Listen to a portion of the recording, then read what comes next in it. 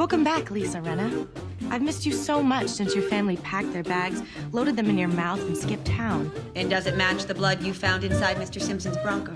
Yes, it's all from the same individual. Then you mean all this time we could have been friends? Judges, your score. Tell us what you don't like about yourself. I'd like to go to Dreamland. I'll take you there. Who are you? I'm Constance Langdon, and this is my fucking house. Hey everybody, welcome to the Ryan Murphy Project, a podcast where we take a look at the life and career of one of TV's most prolific showrunners. I'm Eric. And I'm Andrew. Welcome back to the show. Hopefully you just returned from listening to our last pilot episode. Mm-hmm. These episodes came out at the same time. And now it's time to jump into our first actual review. Yeah, that was just our intro episode because we needed an intro episode. We needed one. We needed. Really, it's just because we were gabbing. we were just sometimes we be gabbing. So sometimes we need to cut out 40 minutes and make it a separate episode. And that's going to happen. And that's what we're going to do. So now it's time to jump into Ryan's first series, our first actual review. As we mentioned, the first 12 episodes, we will be covering the pilots of Ryan Murphy in order, starting with popular, ending with Hollywood, which is currently what is out right now. Mm-hmm. I should mention that at the end of each cycle, and the cycles will change because we'll finish shows, we'll add shows, and that'll be fun to like refresh the feed. But at the end of each cycle, before we go back to popular or nip tuck, we will watch a movie or maybe some of the Glee project, our namesake. Maybe discuss a script or a play that he's worked on or something, a movie he's produced. Special episodes, everybody. Special episodes. You want a bonus episode, Gen X? Will that make you happy? Let's get into the popular pilot. Okay. This show came out in 1999, right? Yep, and it feels like it very much. Oh, it is. I feel assaulted at how 90s this was. I know. Like the non-ironic mention of Hanson and Britney Spears, it just was like so. It just threw me off so much. It was like clinging on to everything that tasted good in the 90s because it was released. You know what I mean? Because I'm like, well, when is this? Because the production quality is kind of nice, but it also feels like a retread of every 90s thing I've ever seen. So yep, but it was in the peak. It was 1999. It was peak. You know, peak all of that. So this show, let's get into. I guess let's break down the history of the show. I think we'll do that on the start of each episode for these pilots. Should I read the Wikipedia thing? Yeah, read it. Popular is an American teenage comedy drama television series that aired on the WB from 1999 to 2001, created by Ryan Murphy and Gina Matthews. Mm-hmm. Gina Matthews, I looked her up. She did not have a career like Ryan Murphy after this. Not to insult anyone's career. It stars Leslie Bibb and Carly Pope as two teenage girls who reside on opposite ends of the popularity spectrum at their high school, but are forced to get along when their single parents meet on a cruise ship and get married. Interesting. So that didn't actually happen in the pilot. No, it didn't. It's interesting that they mentioned that as the main point when it wasn't part of the pilot.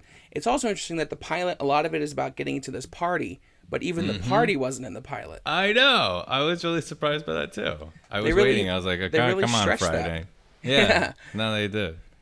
So yeah, I guess when we open on the pilot, it's the last day of summer.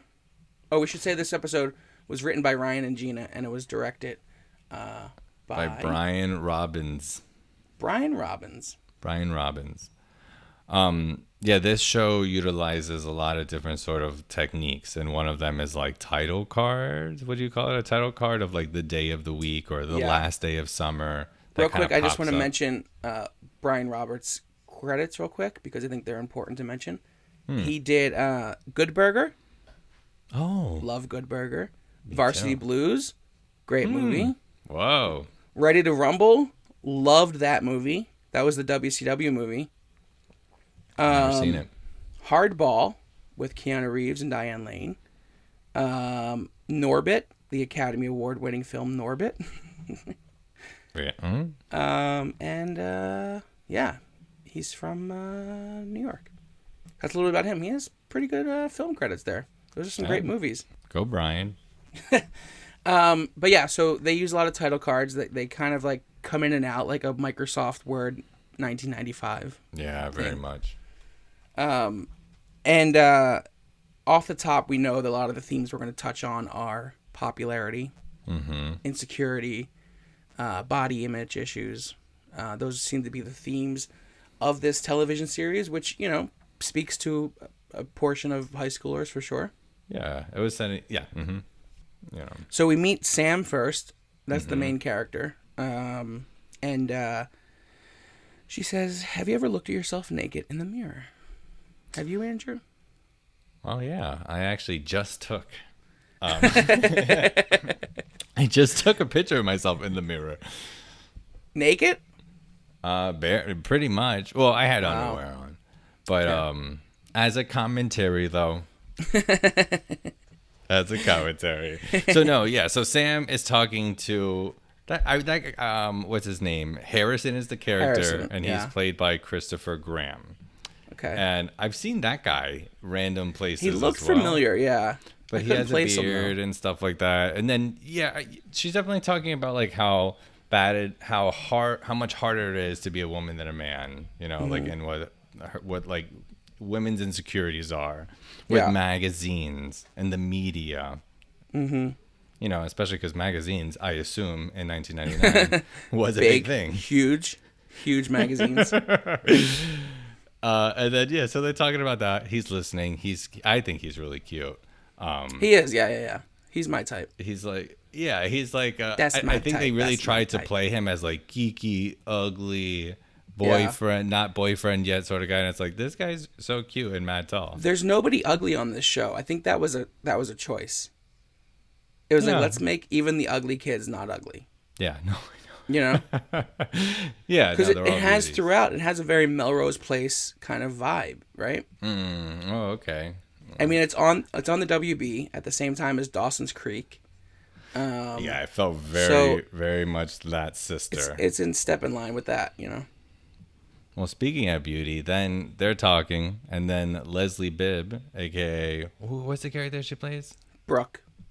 I just keep calling her Leslie Bibb because I just like for whatever reason I know her, but Brooke. But then Brooke walks in this really funny scene because it seems like it was shot a different day, and Brooke's just kind of standing with like some sort of funny background, kind of in slow motion, playing with her hair, laughing, and does a nice little hair flip intro. Yeah, she's not even in the diner that Sam and Harrison are at. She's somewhere else, but whatever, they see her, and I was like, oh wow, she's such a beauty. She is really, so beautiful. That's why I really remember her face. You know, I just like, you know, so I was excited to see her. Is that it? Because I can't remember what she's from, but like I remember her face, and it's just because she's that beautiful. Like I think it is. I've seen her in random things. I've seen her in Iron Man maybe 2, and then she was actually in a horror movie called Halloween. It was like an anthology sort of thing, and she's someone who does not like Halloween or like doesn't care anymore. So no. So yeah, that's a good movie. Check it out. But she walks in somewhere else, and they see her, and yeah, she's a big beaut. And then we know from this moment on that this is what this show is really: blonde versus brunette. Oh my God, how many times did I write that in my notes? Blonde versus brunette. But it is an interesting trope because that goes back. I remember I watched a YouTube video about it, but yeah, that goes back an incredibly long time. The blonde versus brunettes thing, and you know, it kind of got into popularity because this one Marilyn Monroe movie versus like a blonde. I forget what it is. I'll put it in the show notes. Gentleman prefers blonde. Oh really? Oh okay. Is that the movie? She's in that movie. Is it sort of like a blondes versus brunettes sort of thing? I mean, I don't know. The name sounds kind of like it is. I've never seen the actual movie, though. I could see it. So then that's how it kind of came into... Maybe that's a movie we watch and do a bonus episode of. Oh, yeah. Or we could do a whole blonde versus brunettes episode. Oh, yes. Our favorite blonde that is a thing. versus brunette feuds. And Ryan Murphy does that in a lot of his shows, too. Yeah. Quinn and Rachel, for instance. Like, that's a blonde and a brunette. And it just works. It works visually, and it works for these characters, too, because... You know, Leslie Bibb comes off so likable to me right away. Yeah. And then Sam doesn't to me. Yep. But I hate her. Oh, I know. She's like so unlikable. I'm like, God, she's so unlikable. You're so angsty. And she's like Quinn season 3 now, you know? She's like, conformity, whatever. Yeah. So, and then she's fucking her teacher. We have to talk about something. This is I think the first 3 minutes of the show, and I think it's the craziest part of the entire series. This fucking theme song. That intro. Intro with blonde Alanis Morissette. You know, is that who that is? No, it's not. It's not who it is. I couldn't find that bitch anywhere. I looked up that intro. They changed it at some point, but that intro is insane. It comes out of nowhere. Oh my god!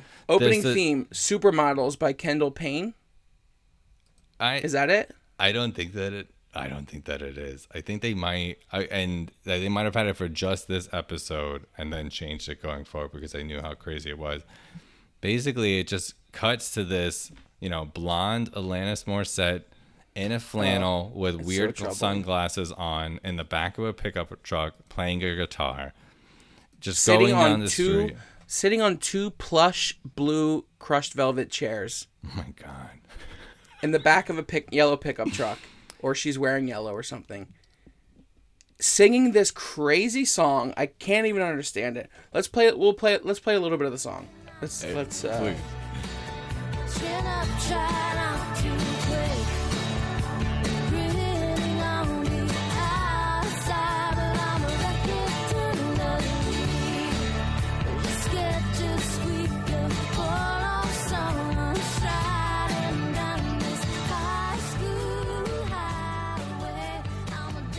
Okay, so I looked up the theme. It's not the same. Yeah, they change it at some point, I think, because then they have like a real sort of, generic. What the fuck was this thing then? Intro title. So it comes out of nowhere, but we have to get to why it makes it so amazing. Oh my god! So it's random. It's like a random theme song. It's very like flowy, sunny. The credits are rolling. It's just this bitch in the back of a pickup truck. This fucking thing is. I know. You had to look it up. You had to. Yeah. America. You have to see it for yourself too. It was a cultural reset.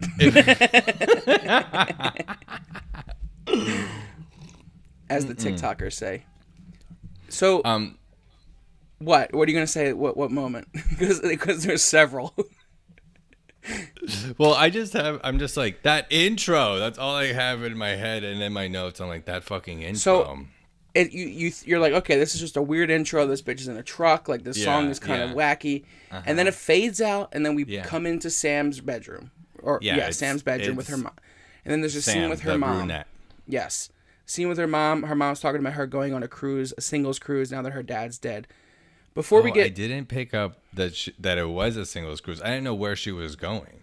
Yeah, so she's going on a single because you were so thrown by the fucking theme song. Yeah, I was. I was like, okay, mom's going. This is very Scream. Leaving for a whole entire week, have fun, and then she says she's leaving for a week, and then her daughter, then Sam. This is the first moment where I knew Sam was going to be annoying. Mm-hmm. She picks up the photo of her mom and her dad, who we learned has recently died. Yeah. And she says, "You have to move on, Mom. Like, you have to get rid of this stuff. You want her to just throw out family photos, you freak?"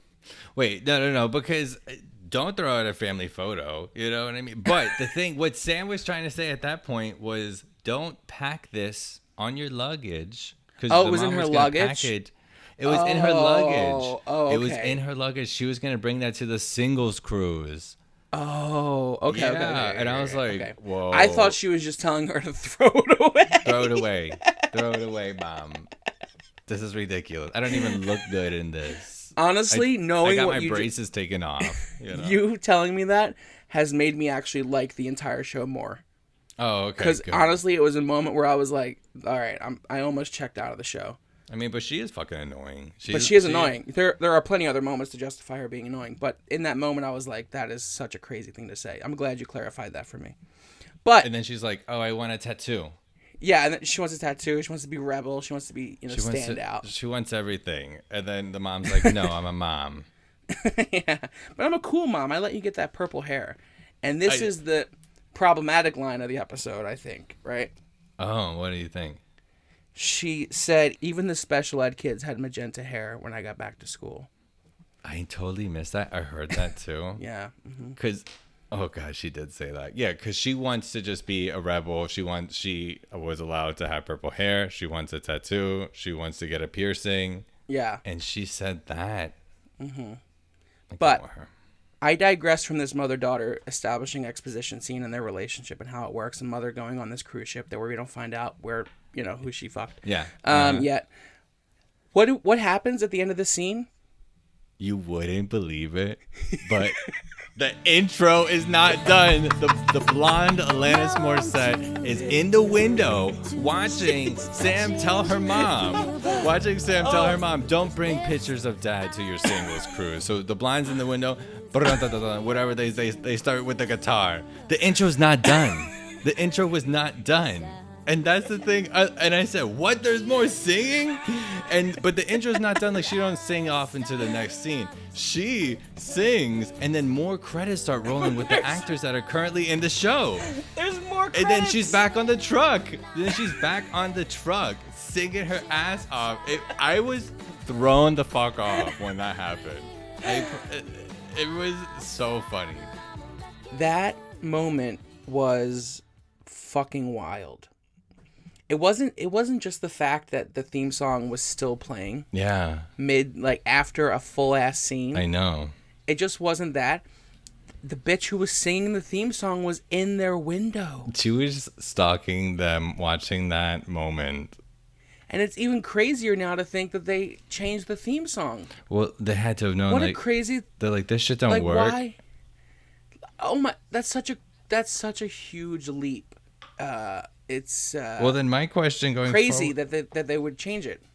Well, that's what I'm saying. Like, my question going forward is like, well, what were they going to do every episode? Were they going to have, you know what I mean? Her somewhere like in the her world? just like, yeah. Were they going to do that same sort of format? Yeah. Like singing, introducing some people, scene, and then her fading out, and her always just like precariously. Yeah. Was she like Gossip Girl? Who knows? Yeah, I think this is a good time to bring up. We're gonna do 3 things every episode. We're gonna pick the most problematic moment.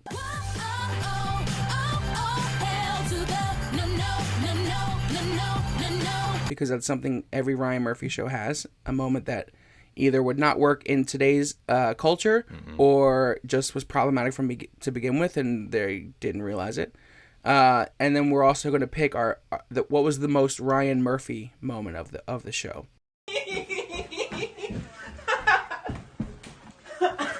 Ryan. So we'll talk about this maybe in next episode or some other time. But there's a certain thing that there's many elements that make up a Ryan Murphy type of show. A certain je ne sais quoi. Yes. So each episode has a little bit of that. So each episode we are going to decide what the Ryan Murphy moment of the episode was, and then what was the most problematic moment of the episode. And at the end of every episode, we will then decide, was this episode a peak Ryan Murphy moment or a valley Ryan Murphy moment? Was this like, yes, he was on his A game, this gave us everything we wanted, or this was just like great TV? Or was this, as he's wanted to do, jump the shark on occasion per series? Was this one of those moments? And I think, it'll be interesting to see kind of the balance of those as we go through all these episodes. But the reason I bring that up is this is the Ryan Murphy moment of the episode. Ryan. This entire theme song I agree setup with that. is such a Ryan, because, he probably thought it was like a revolutionary...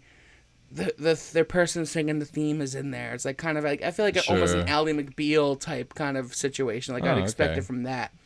And he did that, and clearly it didn't work. Or maybe he was just like, we're just doing it for the pilot because we're just introducing you to the world. Yeah. But then the theme song bitch wasn't at Brooke's house. I know. So like, it was just a wild moment. Like, if you don't watch this episode, we encourage you obviously throughout the series to watch along with us. But if you don't, you watch just this intro. Yeah, just like somehow just get a watch hold the of this first intro. 5 minutes just to see what we're talking about. Because it's wild. But let's move on from that.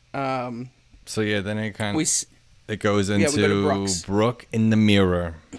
Yes. And then she's writing in her with a drama VO. I know. And she's writing in her diary, and then she's talking about how she ate Raisinets and felt bad about it. Right? Yeah. I was just like, oh, okay, Raisinets. And then her dad comes in, and you know he knows what's up. You know, clearly she's struggled with an eating disorder. Mm-hmm. They have a doctor. He sees she's not eating her fruit. He seems like worried for her. But what did he? And this was the scene where I was most like, oh, this is like Melrose Place kind of feeling. Okay. What did he bring her? What was that? Was that a pack? Was that like a thing of tampons?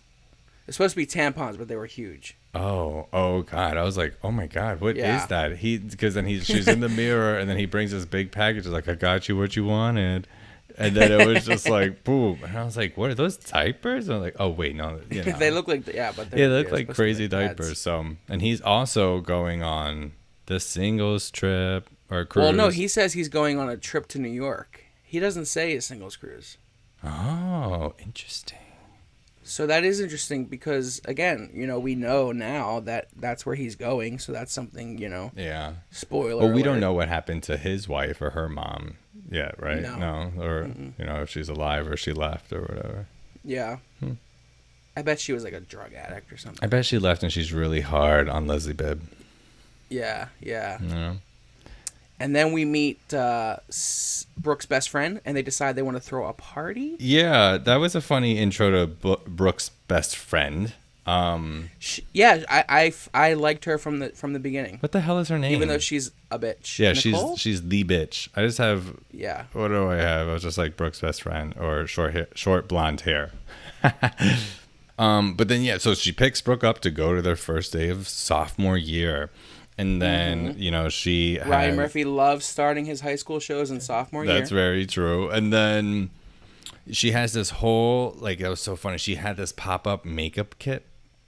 Yeah. Because why does she have that? Because is that very 90s? Did people have that little kit carrying around? It just seems like, no one would, who would carry that around That's today? What I'm saying. I'm like, I'll have to ask somebody, a Gen X, if you guys are still listening. Gen X, tweet us. We need you to stick around to answer these questions about this 1999 series.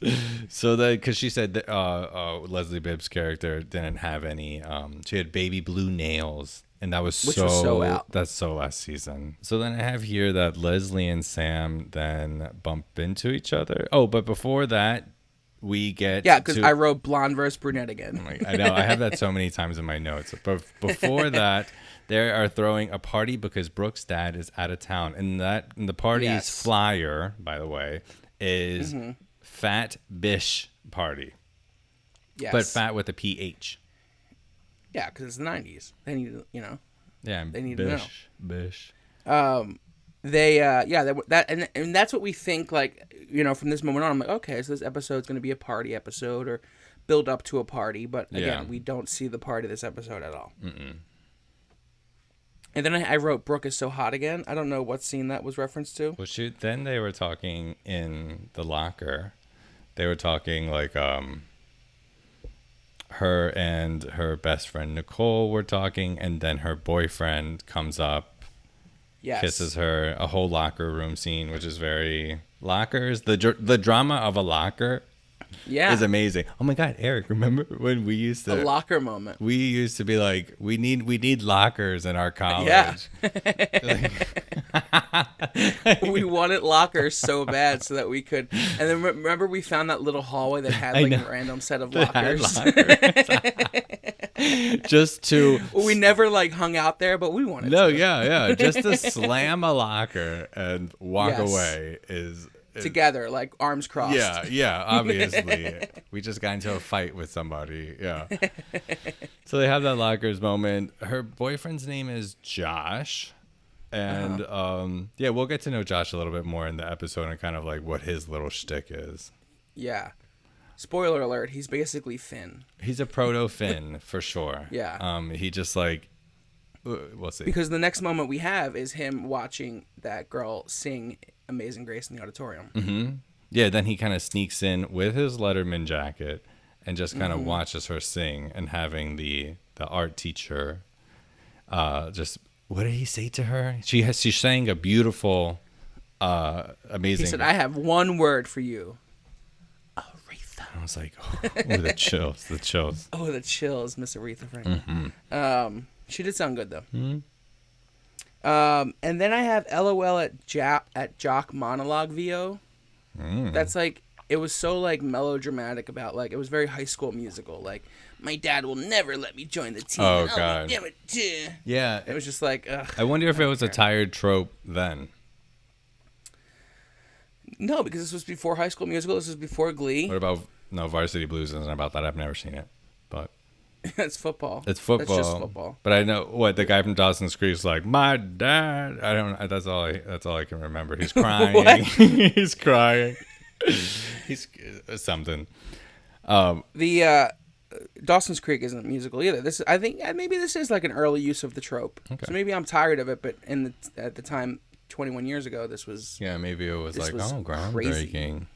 Yeah. So yeah, Sam and Leslie bump into each other. I have that, and I realized at that moment that they both have like lesbian-ish friends. Like, I definitely feel like Nicole, Leslie Bibb's character, could be a lesbian because she has a crush on Mary Cherry. Yeah, like there's something there, and she could be like a dom lesbian femme. That's like kind of what I was picturing her. And then Sam's friend, who's, I don't know. I love that journey for her. I hope so. I hope so. And then Sam's friend seems just kind of like artsy lesbian friend. So I was like, oh, maybe they would date. I'm like making the storyline already. I'm like, maybe they. And then we see Mr. Grant, one of Sam's teachers, and we get the sense that Sam wants to fuck him. Yeah. And then we find out about her nose piercing. Yeah, he comes up he comes up to the fucking locker to see Sam and like goes mad close to her. It's like, that is so inappropriate. He was very inappropriate. And at that moment, at the same time, the precocious side of me was like, I'd fuck Mr. Grant. I know. I was thinking that the entire time. I was like, yeah, he's like, so that sort of version, that time period hot too. Yeah. But then we get into a scene in his office later, and then I'm like, nah, probably not. Yeah, I need to like look at him a little bit more. Yeah, that's when I was like, nah, no, thank you. But Sam likes Mr. Grant because he's good looking and because he has a nose piercing too, which Sam, being like the high school. Well, he likes edge. I think more of the edge comes from the fact that he's her teacher. Because she just kind of went on this rant about like, Sam obviously hates like the monoculture of a high school and conforming. But Mr. Grant doesn't seem like that to her for whatever reason. Yeah. And then they later find out that he has a nose piercing because why not? Because he's cool. Then we meet Mary Cherry, played by Leslie Grossman. And this is our first instance of someone who we will see multiple times in the Ryan Murphy universe. Yeah, they do it in this really funny way too. Because it's lunchtime now and the blondes are sitting and talking about how cheerleading tryouts are going to happen. And then the mean blonde is like, well, surveying the cafeteria, people kind of coming up in this funny shot where there's like this red spotlight. And it's like, no, she's to this. No, she's to that. And Leslie Grossman's funny face just kind of pops up. She still looks the same. She has not aged. She looks exactly the fucking same. It's crazy. It's been 21 years. She has not aged. Shout out to Leslie Grossman. I know. Yeah, she did great. Keep it up. And then I had when they were talking about the cheerleading tryouts is that, they want to pick particular girls, blah, blah, blah. She said, we're going to make 3 new friends and 50 enemies. Yep. And I was like, that is a mood too. That's my life. I know. Yeah, I totally identify with that. And then we find out that Sam's friend Carmen wants to join the cheerleading squad. Mm-hmm. She wants to be one of those 3. And we went to fat camp and everything at this point, right? Oh, who's? We learned about her. Carly? Carmen went to fat camp and she lost some weight. And then she wants some bread because she feels self-conscious about the pressure of this cheerleading thing. I recognize Carly from like a Carmen. like a Carmen from like a UPN sort of show. I had to look it up. Definitely recognizable too. I feel like she was in like I think I recognize her from Big Bang Theory, like as like a reoccurring. She was in like a sitcom called The Rules of Engagement. She was the main, and I remember her there, and I thought she was really funny. Yeah, so she's not bad. She's not. But that's where we find out that she wants to join the cheerleading squad, but she's, the overweight one. Will she be able to join? Can she actually dance? Her friends feel bad for her, so they give her their roles. Oh my god, I know. so crazy. And then we get into a classroom and we meet Sue Sylvester 1.0. Well, I actually thought that she was more like Beastie 1.0. Who was the gym teacher in Glee? Yeah, like Butch Beast. Butch Beast, yeah. Which, like, rude, but yeah. Very rude. Because at one point, Mean Best Friend calls her Sir. Yes. Well, I don't know, but like, yeah, she was like called her Sir. It's like, oh god, that's mad rude. Yeah, which would be like the problematic moment of the episode, right? Well, yeah, I had that. What would you think the special ed line? I thought that the white friend rapping was, because in this scene too, we're introduced to when they're outside. When they're outside, because we're introduced to him in this science class scene too, as like Leslie Bibb's boyfriend's friend, and he is that's in the lunchroom. Is that in the lunchroom? Oh yes, it is. And it's the same guy. I'm gonna look up his name because he passed away actually. Oh really? Yeah, it's Ron Lester. He was also in Varsity Blues. Oh. And Not Another Teen Movie. Oh, interesting. Okay. Oh, he was in Not Another Teen Movie. I like that movie. Yeah. Him and all of his, what the hell was he wearing? Like a backwards hat and. Yeah, he's like this white guy who's trying to be, a rapper or like hip and shit like that. And you think him rapping outside was the most problematic moment? Maybe it was just the most cringy moment, but that's not a category. For sure. Like I was just like, Yeah. And then all the black people in there being like, yes, white boy. Yeah, they were like supporting him. I was like, oh god, like, come on. No. I actually specifically didn't write down that moment because I didn't want to talk about it. I'm sorry. I wrote it down. No. I'm glad we did. It's important that we do.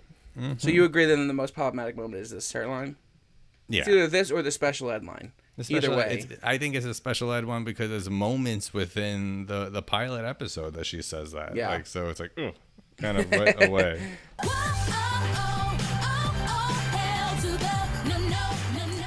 And then she makes, and then that teacher actually makes the sign language joke right after that. Yeah, I know. So it's actually a very problematic scene overall. Yeah. I know she does like a weird hand sort of like. Yeah, are you deaf kind of thing. Yeah, okay, that's a good way of putting it. And then blonde versus brunette. Always. They're lab partners. Oh my god.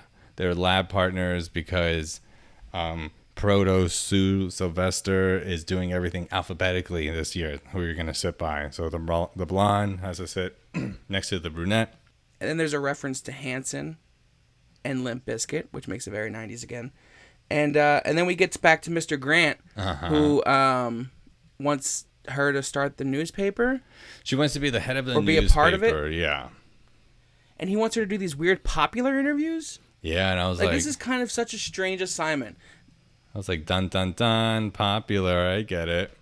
Yeah, name drop. Mm-hmm. So yeah, I guess that's kind of like how they connect as characters. And then... what the show could be kind of framed around maybe going forward. The show overall in this pilot doesn't know what it wants. Then the next scene is them, or in the science class actually, is them cutting a frog open, like a dissection, and then the frog talks to one of the characters.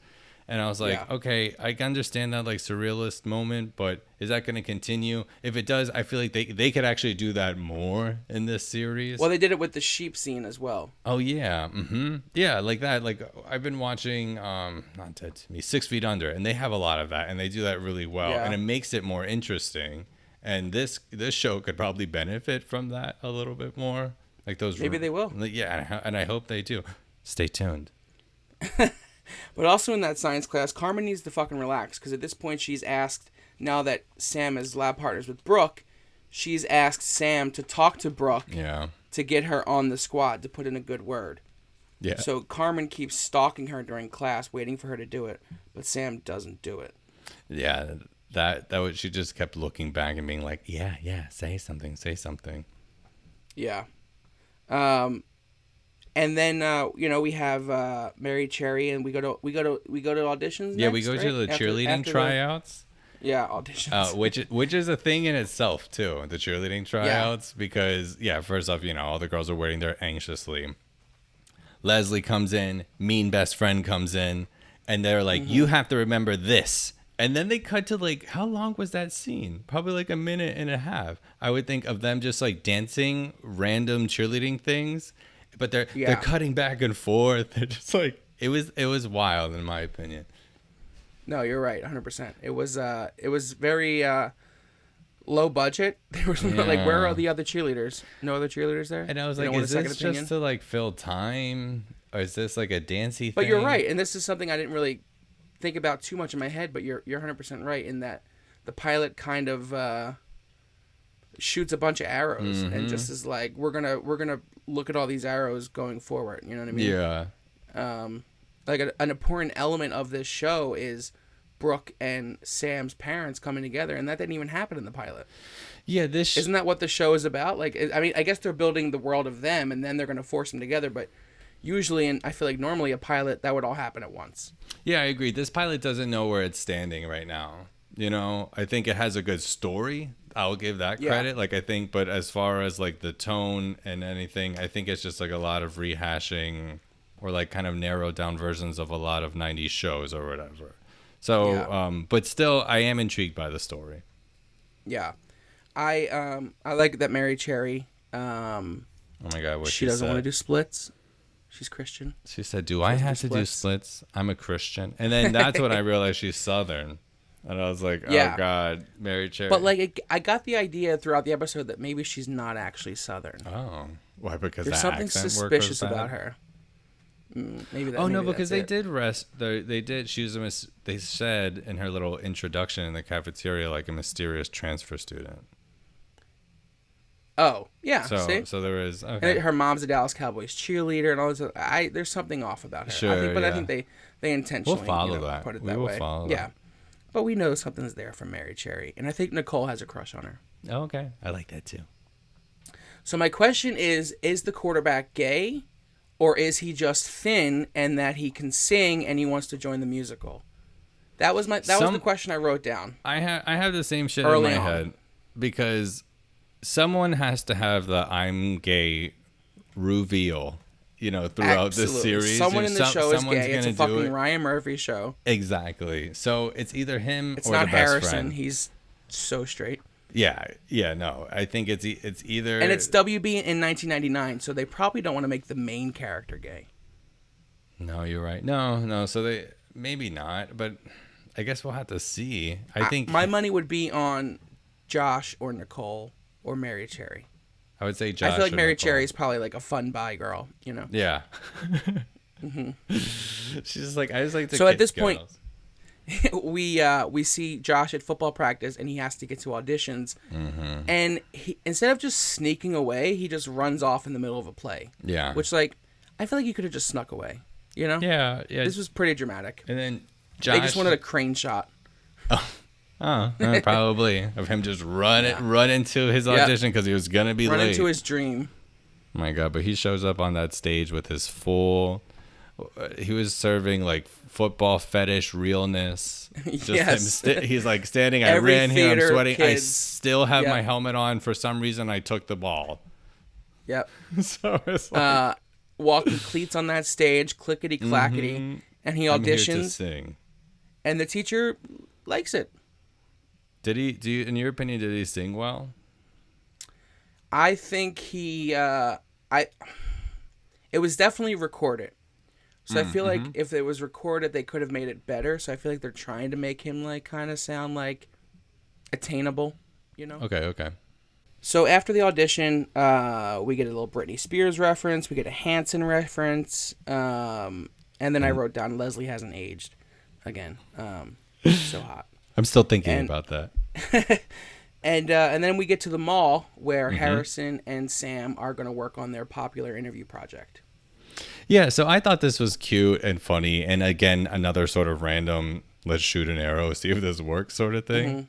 And then, so then I had actually wrote down the questions that Sam was asking random teenagers in the mall about. Yes.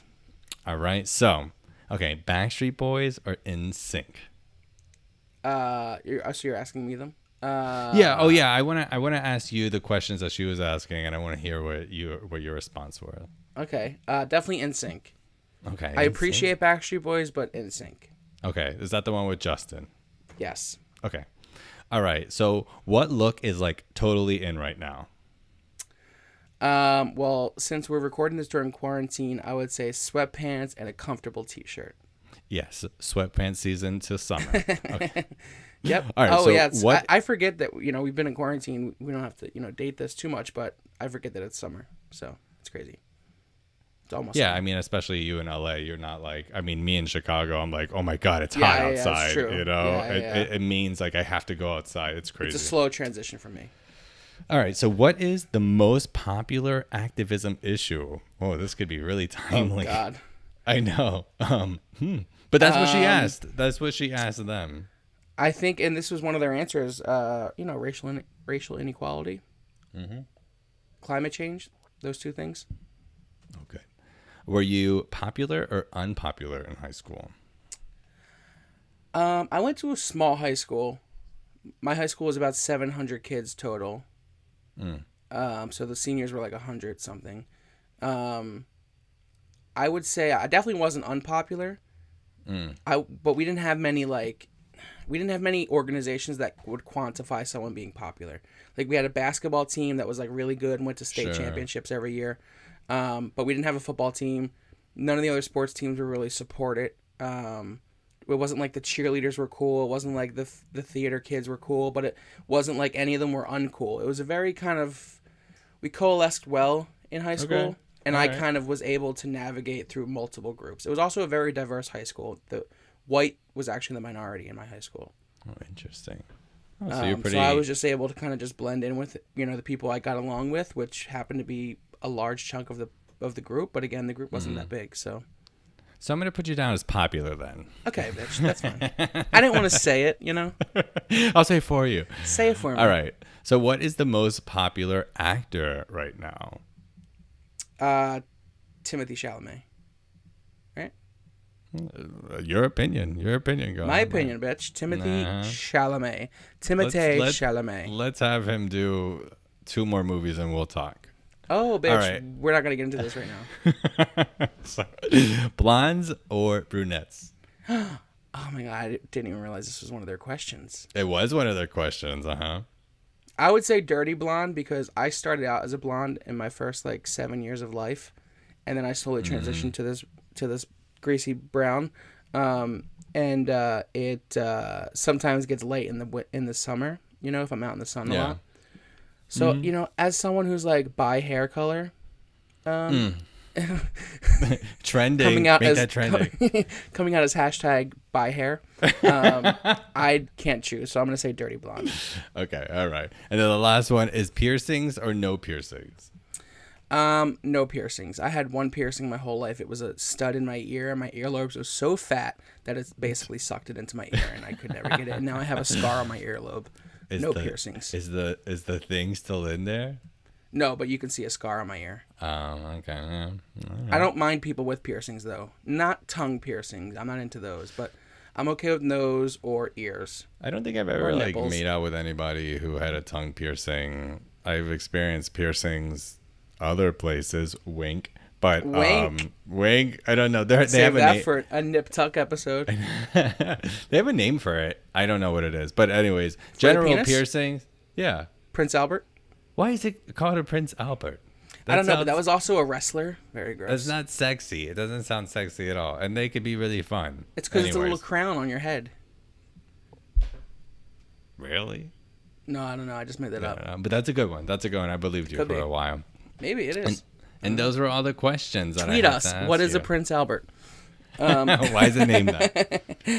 Okay. Well, that was fun. How were the popular kids decided in your high school? I think a lot of times looking back, looks, like just genetically looks happened a lot. I remember, which I'm glad they're like, that's kind of what happens at the end of this interview. It's like Brooke kind of realizes, she's like, I don't know why I'm popular, and it's like, well, it's because you're fucking gorgeous and you're a cheerleader. Like that's. But I think she has a come to Jesus moment where she's like, oh, that is kind of. I think she's slowly figuring out that's why she's popular. Like that's why I elevated. Yeah, I think that's. And then you made a good point by saying like your school didn't have things to elevate you, like a football team or a basketball team or whatever.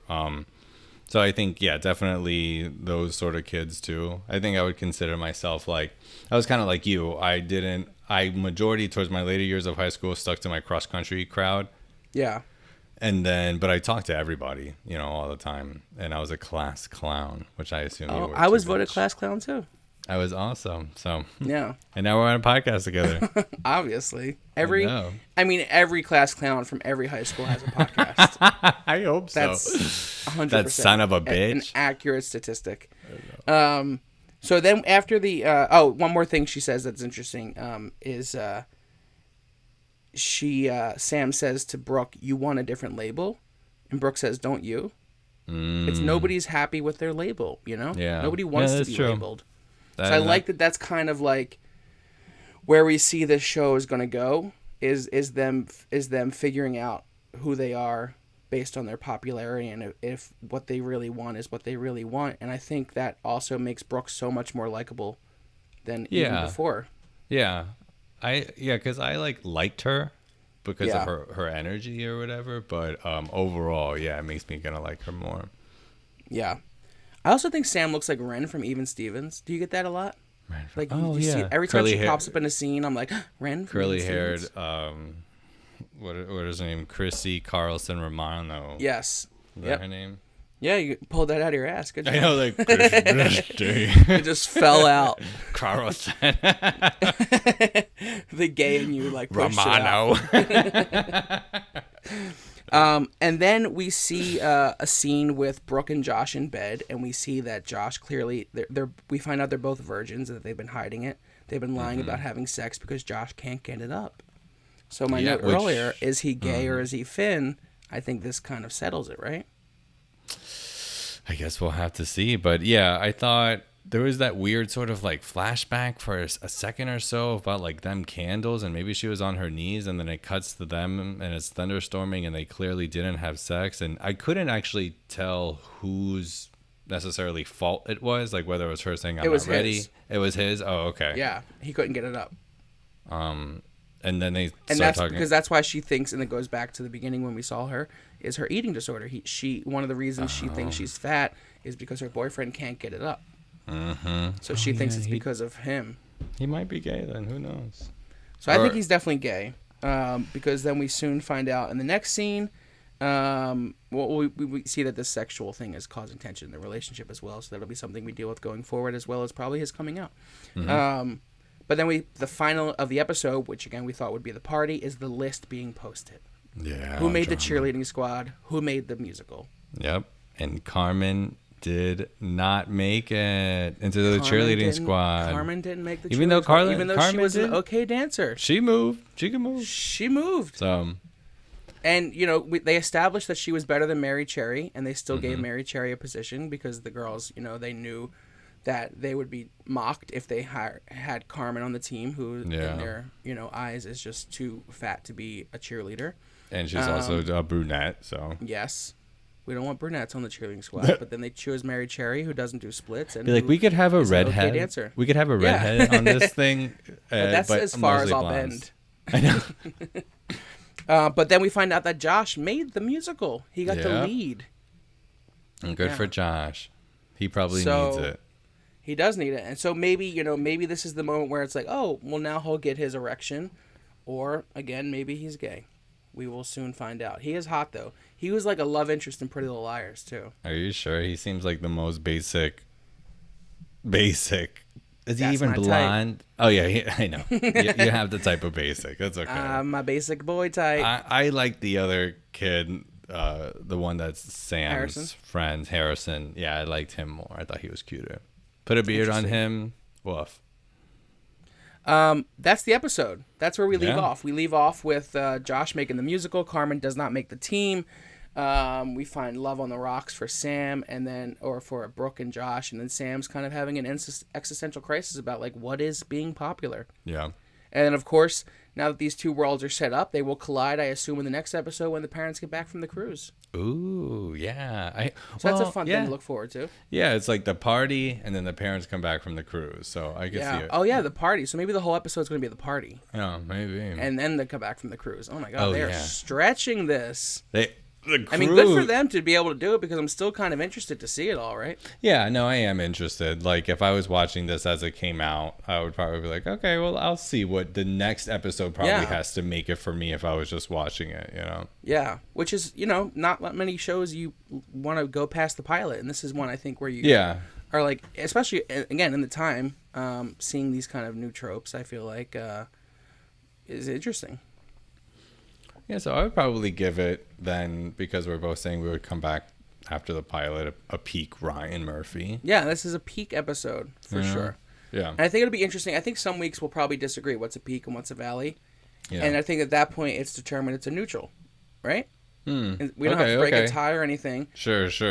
It's just like neutral. It's a plateau if it's not exactly. a valley. There we go. Yeah, so I agree. This is a peak Murphy moment. It's a great pilot. I'm intrigued. I am actually not annoyed that they're stretching things out. It's interesting.